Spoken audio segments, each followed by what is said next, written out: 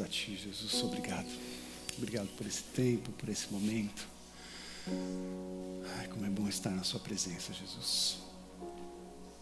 Aleluia. Aleluia.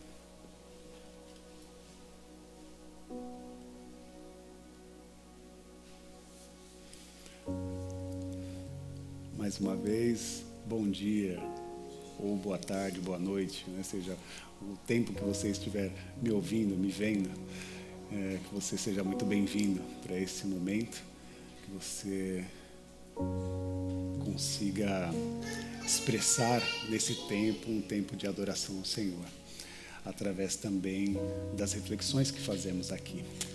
Louvamos ao Senhor pelos encontros e pelas boas conversas. Nós estamos nessa busca de tentar construir de fato boas conversas. E eu queria que você abrisse a sua Bíblia no livro de Romanos, na carta do apóstolo Paulo para a igreja de Roma. Esse é o texto que nós estamos pensando e conversando nestas últimas semanas. Então, Romanos, capítulo 1, nós vamos ler a partir do verso 15. Carta do apóstolo Paulo, expressão, revelações são feitas pelo apóstolo Paulo para a igreja de Roma. E aqui ele traz algumas revelações importantes para a nossa fé, para a nossa expressão de espiritualidade, de vida. Por isso é muito importante que nós percorremos esses textos para trazer a nossa compreensão de fé de uma forma mais relevante e viva, né? Então, Romanos, capítulo 1, versículo 15, todos acharam?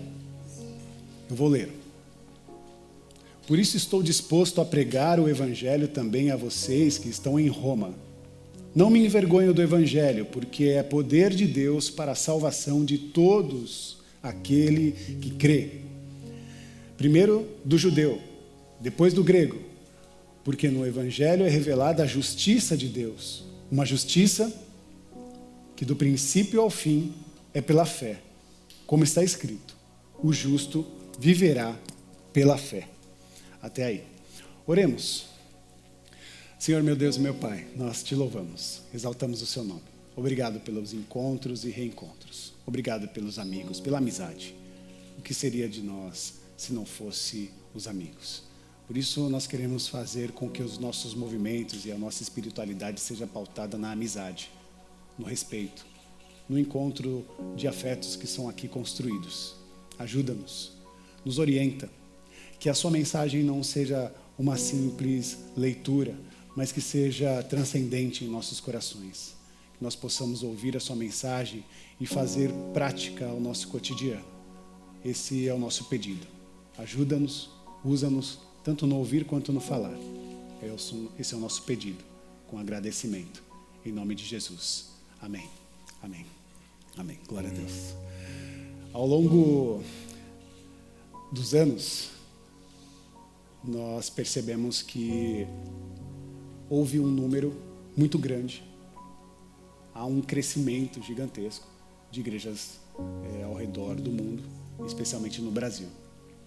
Se você tem o mesmo tempo de vida que eu, ou um pouco mais, vai perceber que as igrejas cresceram de maneira avassaladora nos últimos anos. Estou dizendo nos últimos 10, 15 anos. Antes nós tínhamos muitos outros eventos e locais de convivência, e que eu lembro ainda que alguma das conversas que havia dentro das igrejas evangélicas, das quais eu frequentava, era sempre uma fala, quase como um grito de guerra. Nós vamos fechar o bar, né? Vamos fechar o boteco para abrir igreja, vamos fechar os teatros para abrir igreja, vamos fechar o Maracanã e vamos fazer um grande culto. As expressões da época eram estas. E de fato isso aconteceu.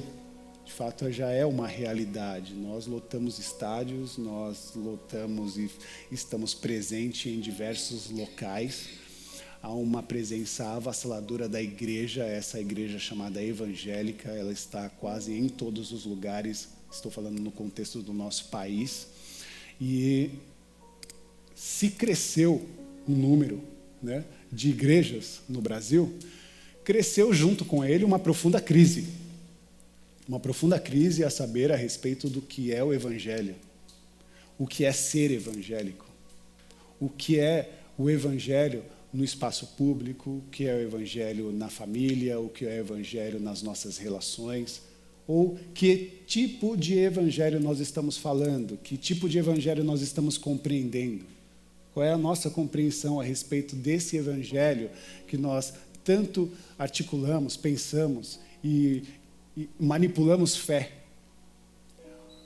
E hoje, passado tantos anos, eu queria, de fato, como pastor, fazer uma convocação a todos e todas. Na verdade, tenho feito isso ao longo dos meses, ao longo do ano.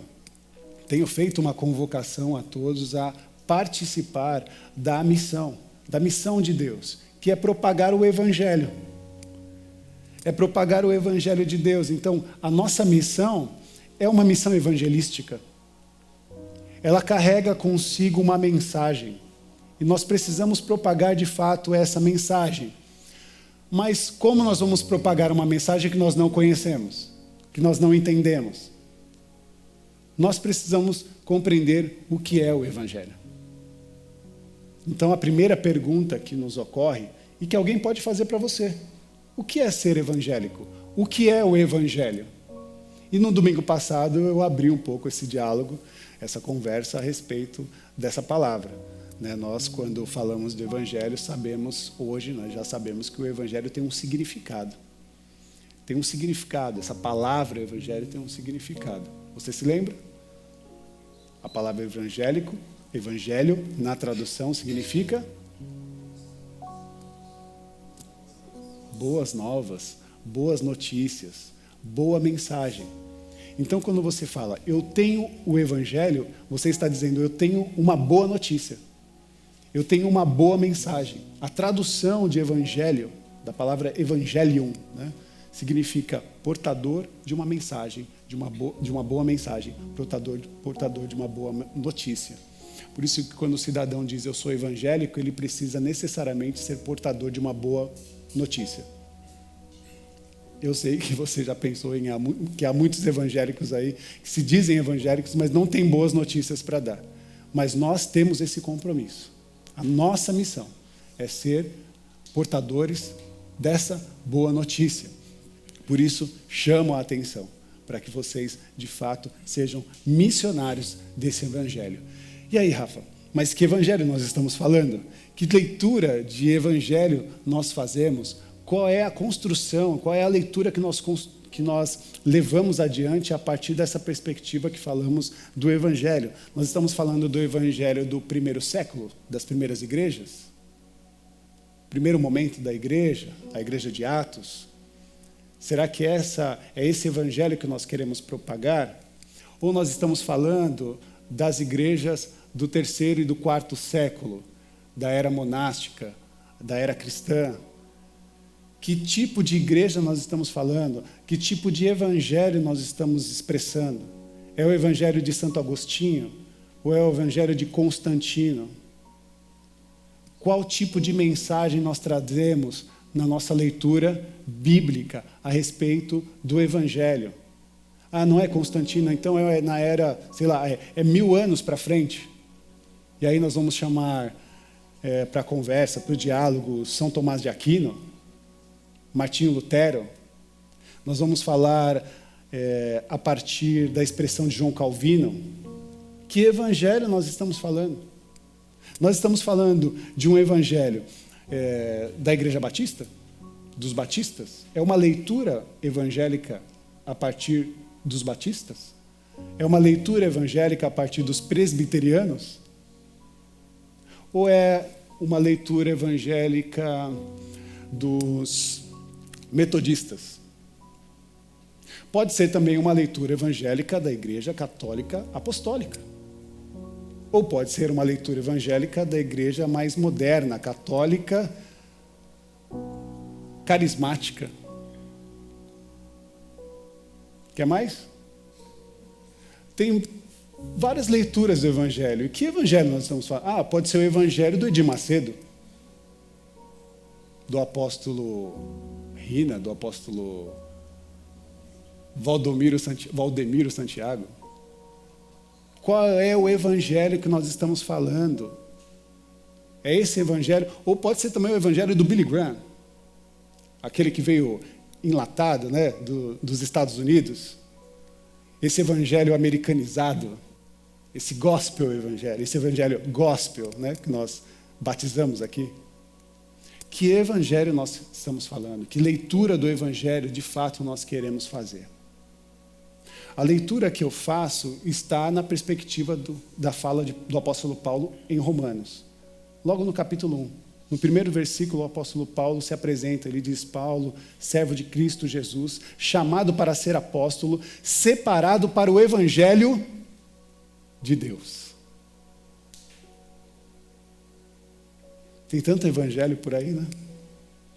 E o apóstolo Paulo, quando se direciona à igreja de Roma, ele diz que é um servo de Cristo Jesus. E que foi chamado para ser apóstolo e separado para um anúncio. E esse anúncio era o evangelho de Deus, né? Sublime, o evangelho de Deus. E aí nós lemos, lá no versículo 16, que ele diz que não se envergonha do evangelho. Ele diz: não me envergonho do evangelho, porque é poder de Deus para a salvação de todo aquele que nele crê. Então, se o apóstolo Paulo está dizendo que ele não se envergonha do evangelho que ele tem para oferecer, significa que existia, na sua época, outros evangelhos. Evangelhos que eram vergonhosos. E ele faz uma distinção dizendo que eu não me envergonho do evangelho, porque esse evangelho que eu trago é poder de Deus para a salvação de todo aquele que nele crê. E aí nós vamos para a tradução. A palavra evangelho traduzida significa boa notícia, boas novas. E qual é a boa nova do apóstolo Paulo, à igreja, especialmente de Roma? Deus, não me envergonho do evangelho, porque é poder de Deus. E esse poder que se manifesta para a salvação de todo aquele que nele crê. Então é importante nós sabermos que o evangelho significa boa notícia, e também é importante saber que, se estamos falando de uma boa notícia, de uma boa mensagem, a palavra evangelho não tem origem religiosa. Certo? A palavra evangelho não tem origem religiosa. A palavra evangelho, inclusive, ela era usada pelo imperador romano, César. César portava também consigo um evangelho. Ele tinha um evangelho. Ele tinha uma boa mensagem a dar. Inclusive, o imperador romano, César, também era um homem que tinha o apelo popular na expressão da sua presença. As pessoas viam em César um filho de Deus. César, no Império Romano, era um Messias. Era um escolhido de Deus. Era alguém que Deus havia ungido para estar no lugar onde ele estava. Então, quando olhamos para o Império Romano e olhamos para César, o imperador, olhamos na perspectiva histórica, César era o Messias. César era o escolhido de Deus, era aquele filho de Deus, era o conclamado, né? Ungido de Deus. Porque é isso que nós fazemos historicamente. Nós levantamos um homem e o colocamos sobre ele a característica do Messias. Colocamos sobre ele a responsabilidade do Filho de Deus como aquele quem vai conduzir a nossa nação e as nossas vidas para uma determinada verdade. Então, quando falamos de evangelho, qual é esse evangelho? Qual é essa boa notícia? E quem é que está nos trazendo essa boa notícia? César, o imperador? O apóstolo Paulo está fazendo um contraponto, dizendo que o evangelho que ele está trazendo para nós é o evangelho de Deus. o Evangelho de Deus tem uma tratativa. E do que se trata o Evangelho de Deus? Vamos a Romanos, capítulo 1, versículo 3. Versículo 3 e 4, onde o apóstolo Paulo expressa do que se trata o Evangelho de Deus. Ele diz: se trata acerca de seu filho, que como homem era descendente de Davi, e que mediante o Espírito de Santidade foi declarado Filho de Deus com poder pela ressurreição dentre os mortos. Jesus Cristo, o nosso Senhor. Então é por isso que no domingo passado, quando eu disse que nós somos portadores de uma boa mensagem, qual era a boa mensagem? Jesus. A nossa boa mensagem, o nosso evangelho está sendo traduzido na pessoa de Cristo Jesus, meus irmãos. Não é por acaso que nós seguimos a Cristo, não é por acaso que nós nos apresentamos como cristãos, porque nós temos uma referência. E esse referencial, né, da nossa fala, da nossa postura e da nossa mensagem está na pessoa de Cristo Jesus. Trata-se de Cristo Jesus, a boa notícia. E esse Jesus, descendente de Davi, homem, humano, de raiz humana, e também é filho de Deus, de raiz espiritual. É filho de Deus porque recebeu, ou foi concebido pela manifestação do Espírito Santo de Deus. Então, quando falamos de Jesus, pelo menos 3 coisas nós precisamos saber. Primeira coisa que nós precisamos saber: Jesus é a segunda, né? Pai, Filho e Espírito Santo. Então, Jesus é a segunda pessoa da Trindade divina. E é Jesus, o Filho de Deus. Um Deus encarnado. Um Deus que se fez carne e osso. Um Deus feito homem, da raiz de Davi. Mas é um Deus completo. Por isso, quando eu digo 100% homem e 100% Deus, porque havia nele a expressão completa de uma humanidade, e havia nele também a expressão completa de um ser divino. Ele era 100% Deus, 100% homem, perfeito Deus. Também era, e é, eterno, participante da eternidade e criador de todas as coisas. Ah, Rafa, mas peraí, Jesus é criador também? É. Ele é criador porque o próprio apóstolo João vai dizer que no princípio ele era não ouviu, no princípio ele era o Verbo. E o Verbo se fez carne. Então, antes dele se encarnar, antes de estar no meio de nós, ele já fazia parte da Trindade divina. Por isso que Gênesis vai dizer: façamos a nossa imagem e semelhança. Ele fala no plural, ele não fala vou fazer. Façamos. Pai, Filho e Espírito Santo dizendo: façamos a humanidade a nossa imagem e semelhança. Então essa expressão completa de um Deus presente na eternidade precisa ser percebida também na pessoa de Jesus. Jesus. Então essa é a primeira coisa que nós precisamos saber. A segunda coisa que nós precisamos saber é que Jesus é o primeiro de um tipo de ser humano que até então jamais foi visto.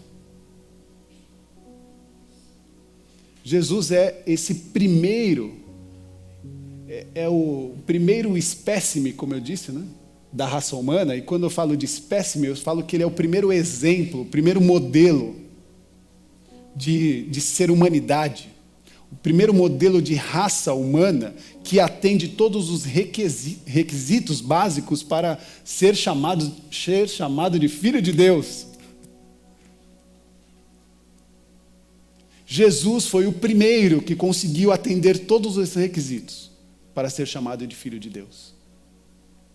Ah, nós não éramos? Não, nós não éramos. Nós não éramos seres completos. Nós somos seres inacabados. porque foi lá naquela experiência, né, adâmica, que nós rompemos com Deus e perdemos a oportunidade de fazer com que a obra da criação fosse completa em nossas vidas. Então nós precisamos compreender que Jesus foi o primeiro espécime da raça humana que atendeu os requisitos básicos para compreender e para atender a expressão de ser chamado Filho de Deus.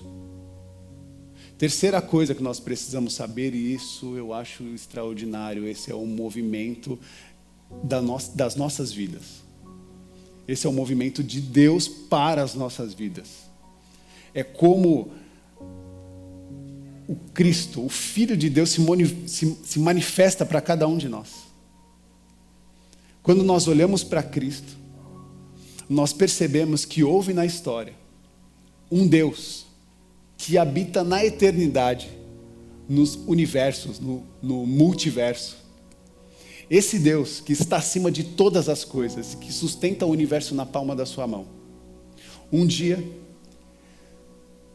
se encarnou num ser como eu e você.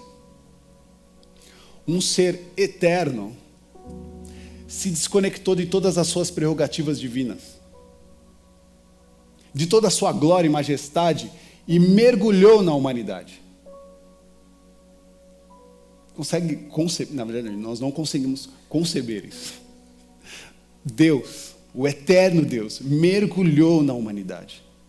Ele mergulhou na humanidade como nós, e isso eu vou pedir para que você pode anotar, Filipenses 2, você vai conseguir compreender um pouco esse movimento. Aí você pode estudar em casa. É esse Jesus divino, poderoso, glorioso, que se esvazia de toda a sua glória e majestade e mergulha na humanidade. Mergulha na humanidade, e quando mergulha na humanidade, mergulha na sua fraqueza. E ao mergulhar na sua fraqueza, se percebe como um com aqueles que estão perdidos no lamaçal do pecado. Agora Jesus, que mergulhou na humanidade, faz um outro mergulho. Ele mergulha na morte. Esse movimento, né? Romanos capítulo 3, versículo 23. Porque todos os seres humanos agora são mortais, né? E Jesus encontra esses seres humanos mortais. E ao encontrar esses seres humanos mortais, ele percebe essa fala que o apóstolo Paulo nos revela. Estão em pecado e o salário do pecado é a morte. Então, mergulhar na humanidade é receber o ônus da morte. Quando Jesus mergulha na humanidade, ele faz um novo movimento, e o novo movimento é mergulhar da humanidade para a morte. E aí, diante dessa morte está Adão. E aí você pode tentar compreender o cenário. Adão diante a árvore do conhecimento do bem e do mal. E Adão diante da árvore da vida. E Deus diz para ele: Adão, você sabe qual é a árvore que você tem que se alimentar. Mas Adão escolhe a árvore da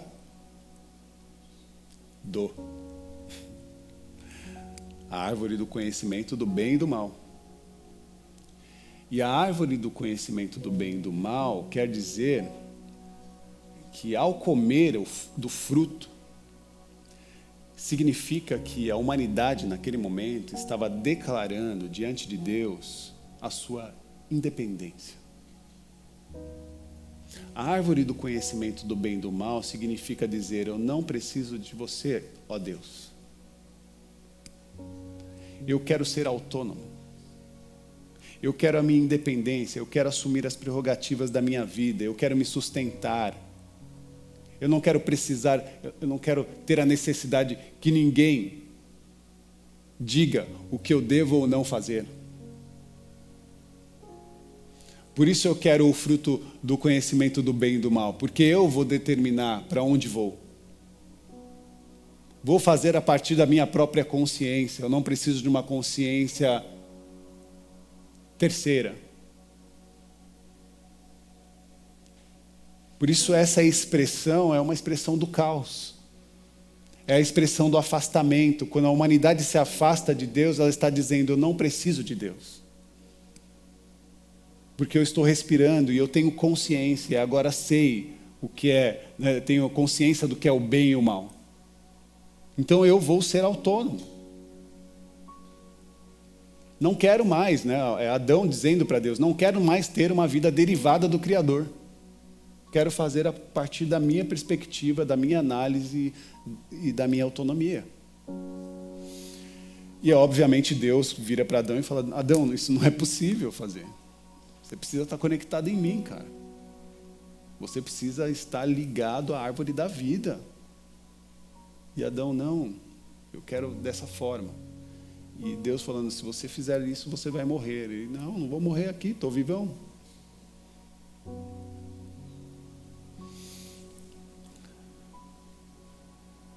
Por isso, para a gente, é importante saber que pecado mesmo, não é essas coisas que a gente fica aqui debatendo, sabe? O que é certo, o que é errado, o que a gente fez, o que a gente deixou de fazer. A gente fica legislando, né? As pessoas, fulano pecou, fez pecado, tá no pecado. Se você tiver que compreender a intensidade do pecado mesmo, pecado de verdade, é dizer, eu não preciso de Deus. Se existe um pecado em absoluto, é dizer, eu não preciso de Deus, eu não acredito em Deus. Eu não preciso mais atender aquilo que Deus quer para com a minha vida. Isso sim é pecado. Isso, para mim, é uma expressão absoluta do que é o pecado. É o afastamento da nossa humanidade, da humanidade do seu Criador. E aí, finalmente, na história, vem Jesus. E esse Jesus, como um novo Adão, entende? Uma nova humanidade. Lembra desse novo espécime da raça humana? O primeiro Adão rompe com Deus. E a humanidade recebe agora um novo Adão. E esse segundo Adão, ele mergulha na morte. E ao mergulhar na morte, ele mergulha na ressurreição. Porque o salário do pecado é Mas Jesus tinha pecado. E por que ele não tinha pecado, meus irmãos? Porque ele estava agarrado na árvore E Jesus, agarrado na árvore da vida, não deu oportunidade para que a morte o detesse. Jesus, agarrado na árvore da vida, não deu brechas e possibilidades para que a morte tivesse capacidade de o reter naquele lugar. E o apóstolo João vai dizer, que era impossível a morte reter Jesus, porque Jesus estava ligado em Deus e agarrado na árvore da vida. Da eternidade, mergulha na humanidade. Da humanidade, ele mergulha na morte. E da morte, ele mergulha na ressurreição. A ressurreição é o caminho de volta. É o chamado de Deus para todos nós. É a oportunidade de ressurgir no meio da morte, do lamaçal, do pecado que nos levou e nos leva cada vez mais para baixo. E hoje nós temos a oportunidade de romper a situação que nós nos encontrávamos, a partir da perspectiva de compreender que o próprio Jesus está diante de nós, nos dando a oportunidade de um caminho de volta. E como é que nós participamos da ressurreição? Ele estendeu as suas mãos. E ao pegar nas mãos do Senhor, nós voltamos a nos ligar à árvore da vida. Compreende a dinâmica e a poesia dessa experiência de relação que nós estamos construindo com Cristo Jesus, o nosso Senhor e Salvador. E é isso que o apóstolo Paulo está quase que angustiado, dizendo para a igreja de Roma e para todas as igrejas. Ele está indo para as igrejas, escrevendo cartas, construindo relações, construindo pessoas, trabalhando a vida de missionários, pastores, para que todos eles se encham desse amor, dessa graça e dessa compreensão, para que isso chegue a todos e todas, a todos os cantos do universo. Jesus, ele sempre esteve ligado em Deus. Jesus não houve em nenhum momento uma postura de rebelião com Deus. Sempre uma postura de submissão, de obediência. E isso é extraordinário. Eu e o Pai somos um. Isso é uma postura de obediência, de submissão. A minha comida e a minha bebida é fazer a vontade do Pai que me enviou. Postura de submissão, de entrega, de amor, de respeito. É isso que Jesus nos ensina. Quem vê a mim, vê o Pai. Ser a semelhança do seu Criador. Ser a semelhança da sua inspiração. Ser a semelhança da sua presença. Tanto é que quando nós não estávamos angustiados, e aqui eu estou falando no diálogo dos discípulos com Jesus, e os discípulos somos nós. Então, quando olhamos para Jesus, juntamente com os discípulos olham para Jesus e falam: Jesus, a sua oração é extraordinária. E de fato, você alcança os céus. Que relação extraordinária com o Pai. Como é que nós vamos conseguir construir uma oração tão perfeita, que nos faça chegar tão perto do Pai? E aí Jesus disse: vós orareis assim: Pai nosso que estás nos céus, santificado seja o teu nome, venha a nós o teu reino e seja feita a tua, não a minha. Você consegue compreender que a conversa de Jesus com o Pai precisa ser assimilada por nós, porque Ele não veio aqui construir a partir da sua vontade. Não é mais Adão dizendo: eu vou fazer a minha vontade, não a sua. É o novo Adão em Jesus dizendo: faça-se a sua vontade, não a minha. Seja feita a sua vontade, Senhor, aqui na terra. Porque eu sei que aí no céu as coisas estão flat, estão boas, estão perfeitas. O problema é que aqui a gente transformou tudo isso num caos. E nós precisamos de alguém para nos orientar. Porque nós, por nós mesmos, transformamos esse mundo aqui numa grande Babel. Nós precisamos voltar para o Senhor e dizer: Senhor, seja feita a sua vontade, aqui na terra como é feita nos céus. Por isso a oração de Jesus é sempre essa. O tempo todo foi feita dessa maneira, dessa forma.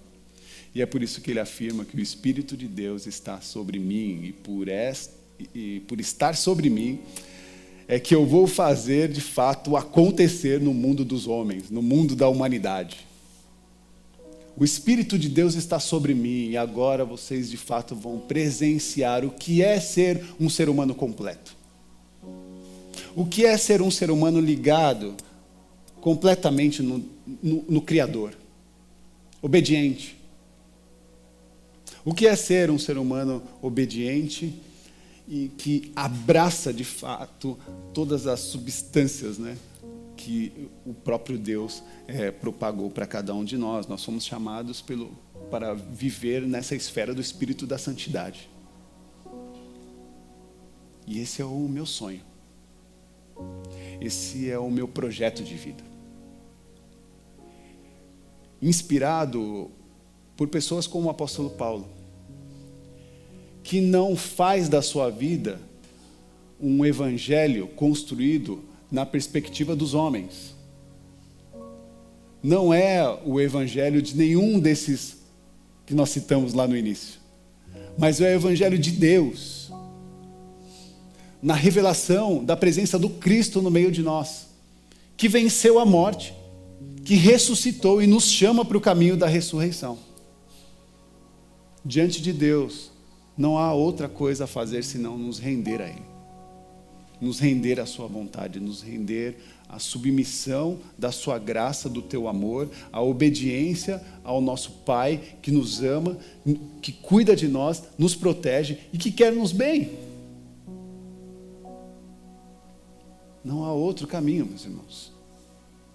Não há outro fruto a escolher. Por isso, o sonho de Deus para a humanidade é aquele momento que Jesus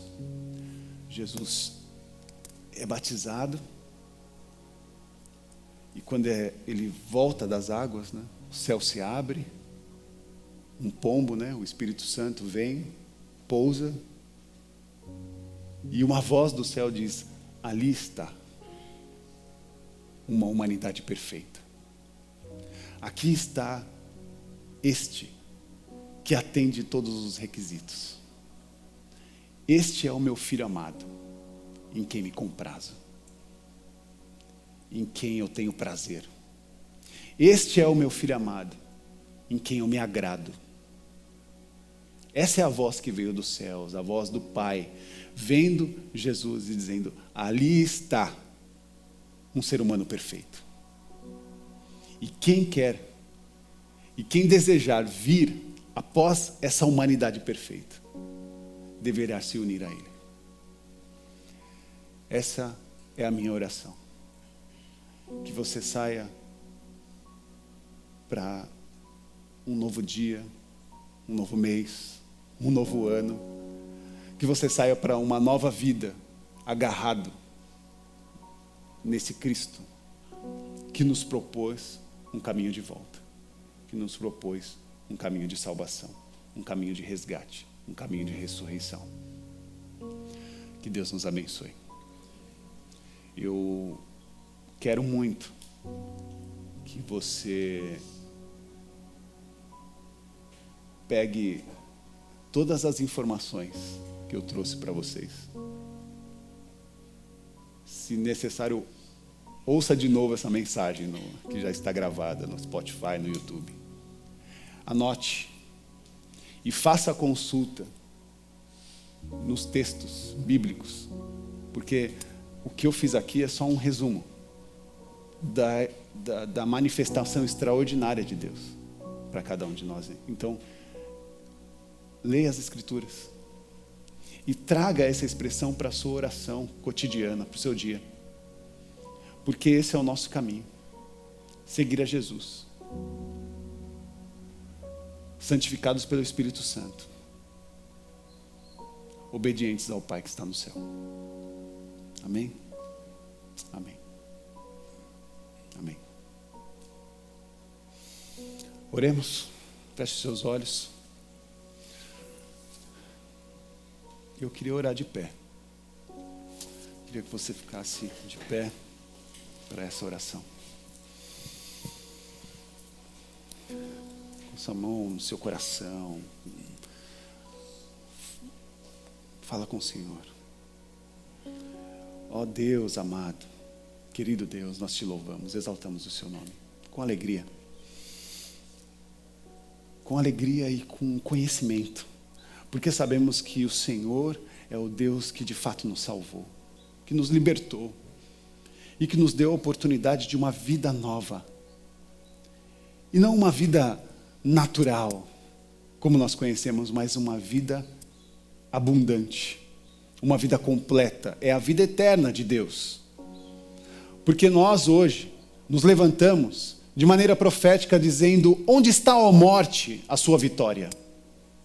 Onde está, ó morte, o seu poder e a sua capacidade de ferir? Porque diante de nós se levantou o Altíssimo, o Rei dos Reis, o Senhor dos Senhores, Jesus Cristo de Nazaré, se apresentou como Senhor das nossas vidas e nos capacitou para a boa obra, para levar adiante a mensagem do Evangelho. O Evangelho de Deus que está marcado em nossos corações e em nossas vidas.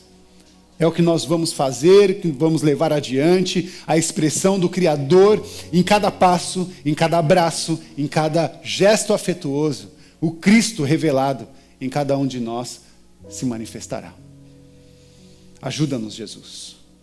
Se há alguém que chegou aqui com o coração machucado, oprimido, entristecido, se há alguém que nos ouve, que nos acompanha, Senhor, distante, mas que está nesse tempo e nesse momento de oração, precisando de um lugar, de uma direção, de um caminho, que o Senhor acolha essa vida. Que o Senhor acolha esse homem, essa mulher, esse jovem, esta jovem. E que a manifestação do resgate seja presente em nome do Senhor Jesus. Abra, Senhor, caminhos. Coloca, Senhor, um tempo de colheita, de possibilidades.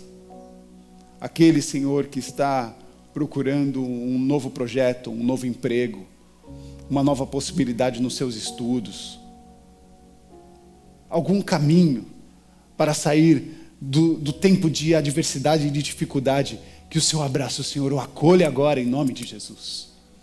Restaura-os, renova-os. Esse é o nosso pedido. Sempre com plena consciência que, diante de tudo isso que falamos, seja feita a sua vontade. Aqui, no meio de nós, no mundo dos homens. Que seja feita a sua vontade. Em todas as humanidades presentes. Como ela é feita aí nos céus. Amém. Amém.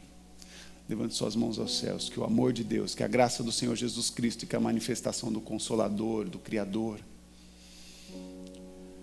que a manifestação do amor e da graça de Jesus, o cuidado do nosso Pai que está no céu, esteja sobre a vida de todos e todas. Que você saia daqui renovado e participante da ressurreição, cheio de vida. Que Deus nos abençoe. Amém. Amém. Amém.